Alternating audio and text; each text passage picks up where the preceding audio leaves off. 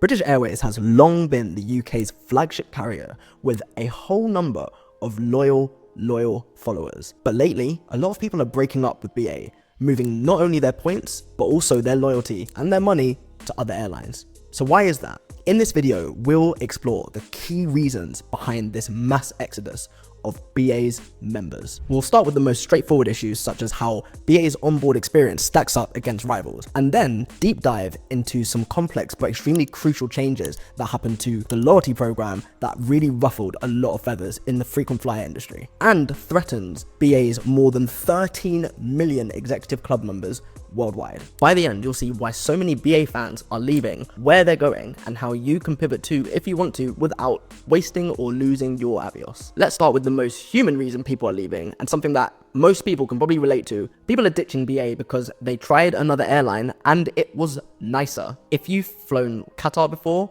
and seen anything to do with their Q suites, their premium cabins, you'll know exactly what I'm talking about. Flying business class with Qatar Airways is a luxury experience. It's like a hotel in the sky. Pajamas, amenity kits, double beds, and for that reason, Qatar Privilege Club has seen a 30% year-on-year increase in its members for the last few years running. By contrast, for years, BA's Club World seat meant a yin-yang layout with no direct aisle access, cramped seats, and a number of other flaws that expectedly a 20-year-old product would have. And though Club Suites is rolling out at a less than impressive rate, travelers still feel that there is a long way to go between that and Qatar's Q suite. And it's not just Qatar. Finnair recently introduced a no-recline business class seat, which they call the Air Lounge, which is a Scandinavian-style cocoon seat. It's fascinating to see. It converts into a fully lie-flat seat without the usual moving parts.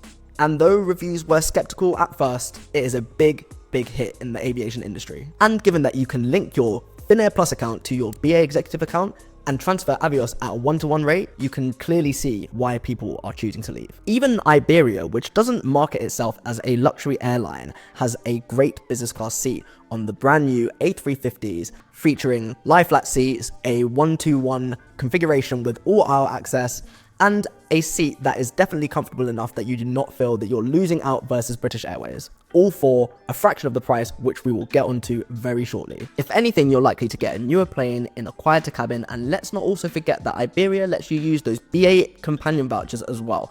All important detail. And it's not only about the seat itself, the onboard experience is also crucial. Qatar is renowned for its incredible customer service, an extensive menu, champagnes, luxury food, gourmet food, with a warm and friendly cabin crew who address you by name. These touches make a difference, and BA service, though professional and thorough, some crews are fantastic, some may be seen as indifferent. And if you've been watching for a while, you'll know exactly how I feel about British Airways food in 2025. Meanwhile, other airlines have been completely upping their game. Virgin introduced a brand new menu concept, and airlines like Qatar and Japan's ANA are winning awards for best-in-class catering in the skies. Even in economy or premium economy, BA often fails to stand out. Its long haul is perfectly average, and when you're paying the prices that you pay for it, perhaps you might expect slightly more than average, especially with the introduction of some low-cost long-haul carriers like Norse and Scoot, who offer a stripped-back experience with a really stripped-back price.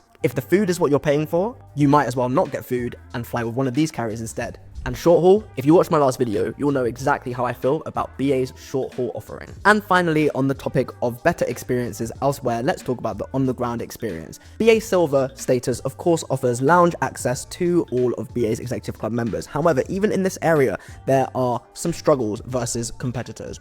In fact, there are flyers who prefer to use Oneworld partner airline lounges instead of British Airways lounges when they are flying out of particular airports. If we look at the flagship lounges at Heathrow's Terminal 5, the North Galleries Lounge, South Lounge, and the B Gates Lounge, though the lounges are decent, they are often extremely overcrowded and, let's be honest, quite average. When you consider that Qatar has lounges that are winning awards, again, shock. And Finnair, with its Helsinki flagship lounge, Finnish Shauna anyone? It's hard to imagine BA playing in the same fields, especially when you know that you have the option to spend your points elsewhere. Now let's address the elephant in the room. Why would Brits choose to fly with a carrier that doesn't have a hub in their home country. We've covered that there's better cabins elsewhere and that you can transfer your points to these partner airlines for free. But what we haven't spoken about is their loyalty schemes, or the one thing that makes starting your journey from a foreign city so appealing, and that is the cost. People are leaving BA because of money, both the cash that you spend and the value that you get in return. Many passengers feel like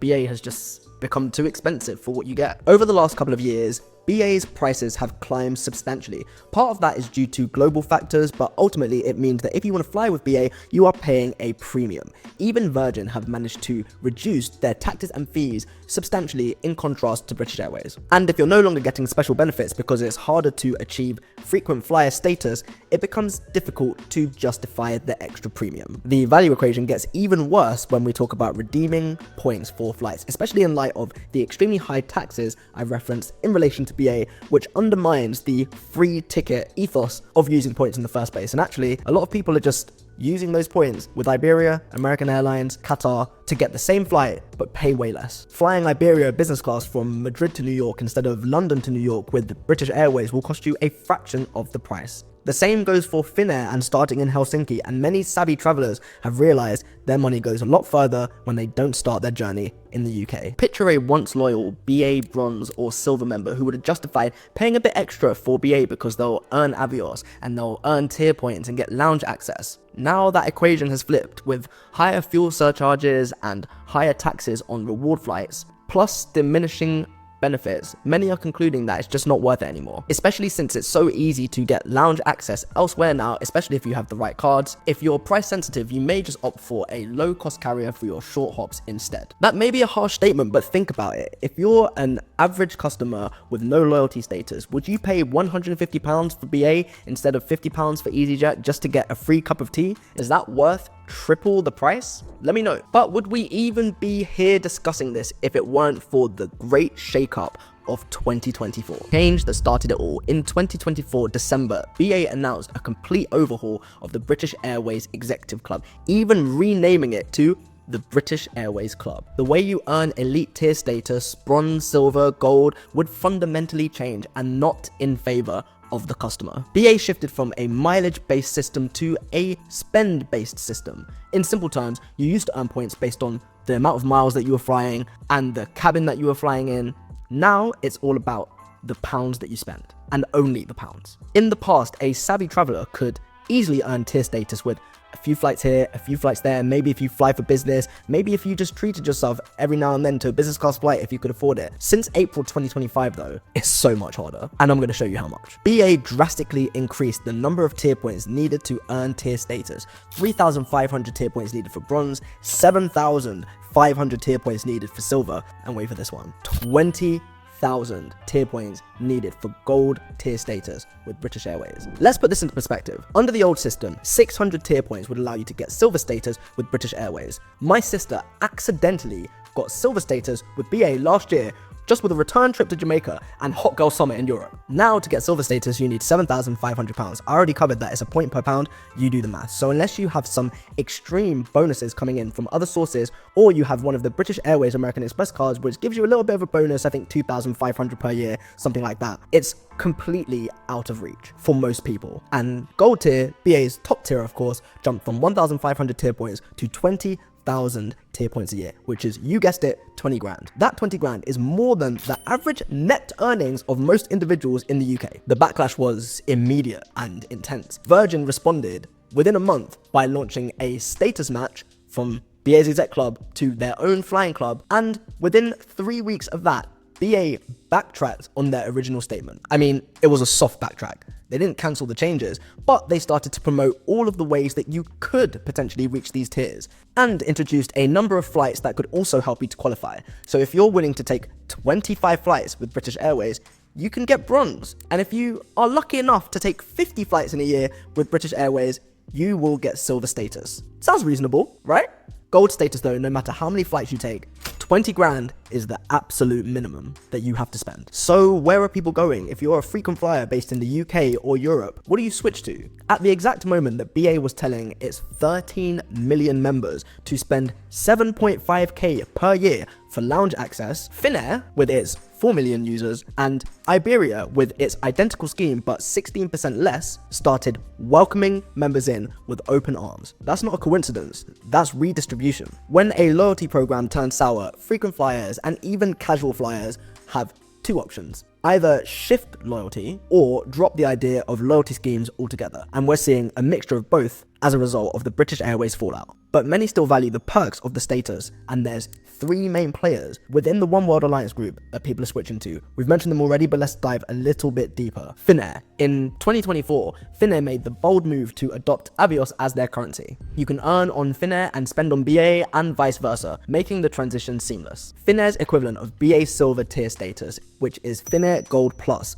has a threshold of 45,000 tier points needed, which on the surface sounds like a lot, but their earning rates and conversion rates are completely different. So actually, it's fundamentally easier to do so than with British Airways. It's a smaller program, but with Finnair, you also benefit from their extremely strong Nordic Asia network. Next up, Qatar Airways Privilege Club. Surprise, surprise, Qatar has been trying to poach British Airways customers for years, and slowly but surely they're succeeding. In 2022, they adopted Avios as their currency as well, making it seamless to transition between British Airways and Qatar. In addition, Qatar's status system did not become fully revenue-based like British Airways. It uses a mix of something called Q points, which, you guessed it, are much easier to earn than tier points with British Airways. To get One World Sapphire via Qatar Airways, which is equivalent to BA Silver, you need 300 Q points in 12 months. For context, a return business class flight from Europe to Southeast Asia will earn you from 120 to 150 points. You can see where this is going already. So we're really not talking about an excessive amount of flights here.